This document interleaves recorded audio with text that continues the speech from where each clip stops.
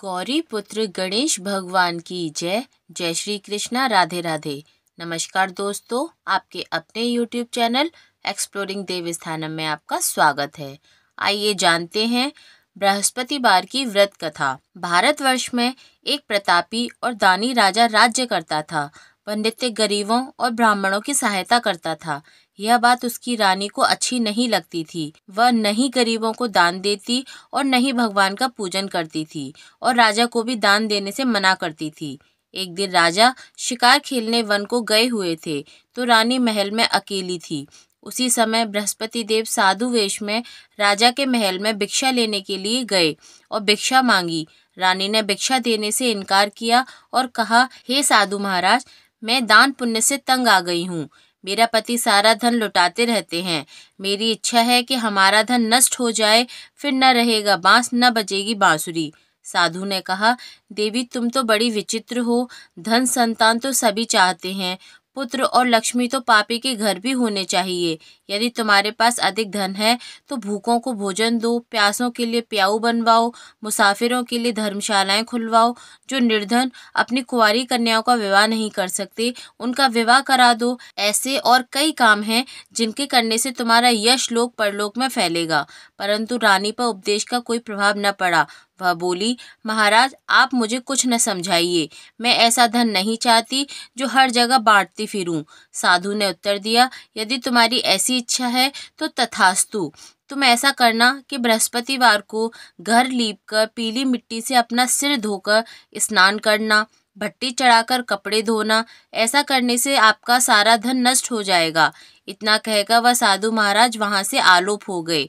साधु के अनुसार कई बातों को पूरा करते रानी को केवल 3 बृहस्पतिवार ही बीते थे कि वह उसकी समस्त धन संपत्ति नष्ट हो गई। भोजन के लिए राजा का परिवार तरसने लगा। तब एक दिन राजा ने रानी से बोला कि हे रानी, तुम यहीं रहो, मैं दूसरे देश को जाता हूँ, क्योंकि यहाँ पर सभी लोग मुझे जानते हैं, इसलिए मैं कोई छोटा कार्य नहीं कर सकता। ऐसा कहकर राजा परदेश चला गया। वहां वह जंगल से लकड़ी काट कर लाता और शहर में बेचता।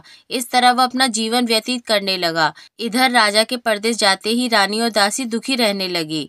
एक बार जब रानी और दासी को 7 दिन तक बिना भोजन के रहना पड़ा तो रानी ने अपनी दासी से कहा, हे दासी, पास ही के नगर में मेरी बहन रहती है, वह बड़ी धनवान है। तू उसके पास जा और कुछ ले आ ताकि थोड़ी बहुत गुजर बसर हो जाए। दासी रानी की बहन के पास गई। उस दिन गुरुवार था और रानी की बहन उस समय बृहस्पतिवार व्रत की कथा सुन रही थी। दासी ने रानी की बहन को अपनी रानी का संदेश दिया, लेकिन रानी की बड़ी बहन ने कोई उत्तर नहीं दिया। जब दासी को रानी की बहन से कोई उत्तर नहीं मिला तो वह बहुत दुखी हुई और उसे क्रोध भी आया। दासी ने वापस आकर रानी को सारी बात बता दी। सुनकर रानी ने अपने भाग्य को कोसा। उधर रानी की बहन ने सोचा, मेरी बहन की दासी आई थी परंतु मैं उससे नहीं बोली, इससे वह बहुत दुखी हुई होगी।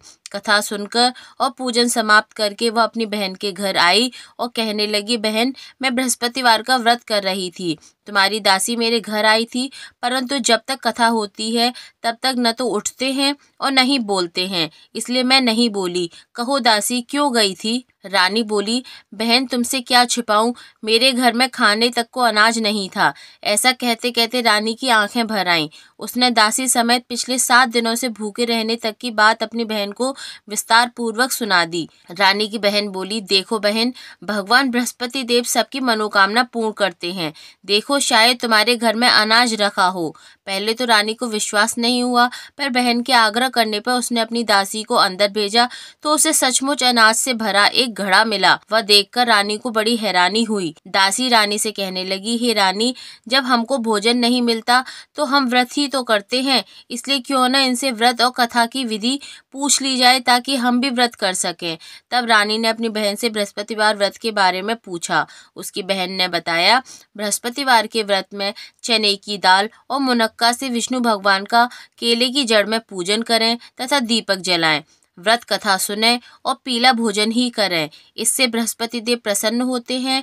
व्रत और पूजन विधि बताकर रानी की बहन अपने घर को लौट आई।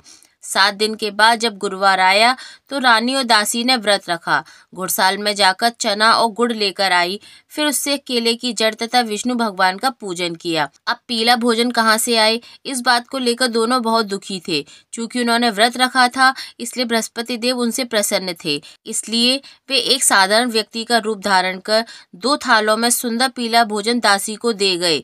भोजन पाकर दासी प्रसन्न हुई और फिर रानी के साथ मिलकर भोजन ग्रहण किया। उसके बाद वे सभी गुरुवार को व्रत और पूजन करने लगे। बृहस्पति देव भगवान की कृपा से उनके पास फिर से धन संपत्ति आ गई, परंतु रानी फिर से पहले की तरह आलस्य करने लगी। तब दासी बोली, देखो रानी, तुम पहले भी इस प्रकार आलस्य करती थी, तुम्हें धन रखने में कष्ट होता था।